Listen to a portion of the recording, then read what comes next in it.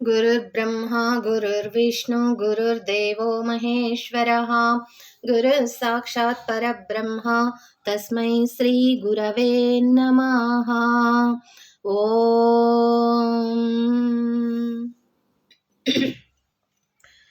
ఈరోజు మనం వీడియోలో ఒక మంచి విషయాన్ని గురించి తెలుసుకుందాం. అదేంటంటే ఓం శివోహం. ఓం శివోహం అంటే ఉన్న చోట లేని దాన్ని వెతకటం, లేని చోట ఉన్నదాన్ని వెతకటం. మానవుని అజ్ఞానంలో చెప్పుకోదగ్గ గొప్ప విషయం దేవుని కోసమేనని ఏవేవో చేస్తుంటారు, ఎక్కడెక్కడో తిరుగుతుంటారు. అయితే ఆయన అసలు స్థానాన్ని మాత్రం తెలుసుకోలేకపోతున్నారు. పూజలు, పుష్కరాలు వంటి బాహ్య పూజల దగ్గరే ఆగిపోతున్నారు. అడవుల్లో ఆకులు తింటేనే యోగి అవుతారు అనుకుంటే మేకలన్నీ యోగులే అయిపోయేవి. పుష్కరాల వలన పాపాలు పోయి పుణ్యాత్ములు అయిపోతామనుకుంటే చేపల కన్నా పుణ్యాత్ములు ఎవరూ ఉండరు. తలకిందులు చేయటం వలన తపస్వి అయిపోతాం అనుకుంటే గబ్బిలాలే గొప్ప తపస్విలవుతాయి కదా. ఇది కాదు మనం చేయాల్సింది.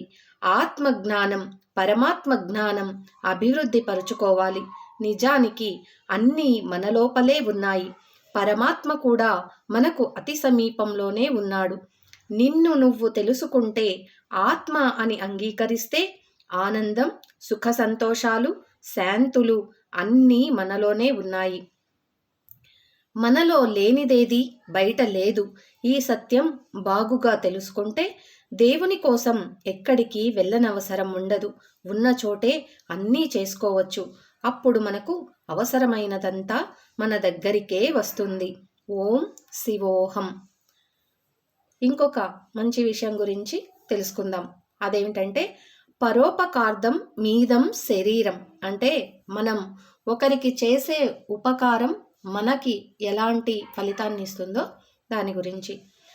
దాన ధర్మాలు చేయటం, గోపూజ చేయటం, అసత్యమాడకపోవటం, క్రోధంగా ఉండకపోవటం, తీర్థయాత్రలు, సంధ్యావందనం, పూజాదులు కొనసాగించటం, ఇవన్నీ మానవుడు ఆచరించవలసిన ధర్మములని శాస్త్రాలు చెబుతున్నాయి.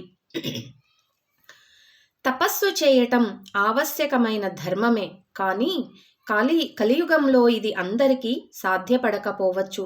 అయితే వీటన్నిటికంటే సర్వాధిక ధర్మమేమంటే అర్థించకపోయినా అసహాయ స్థితిలో ఉన్న వారిని ఆదుకోవటం, రోగికి సేవ చేయటం, కష్టంలో ఉన్న వారికి చేయూతనివ్వటం.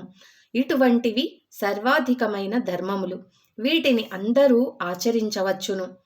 పరులకు సహకరించే వారికి తనంత తానుగా సహాయం అందుతుంది. త్రిలోకనాథుడైన పరమాత్మ అట్టి పరోపకార పరాయణునిపై ప్రసన్నుడై ఉంటాడు. అందుకే పరోపకారం అన్నిటికన్నా మించిన ధర్మం. అది నిర్వర్తించేవాడే ధర్మాత్ముడు.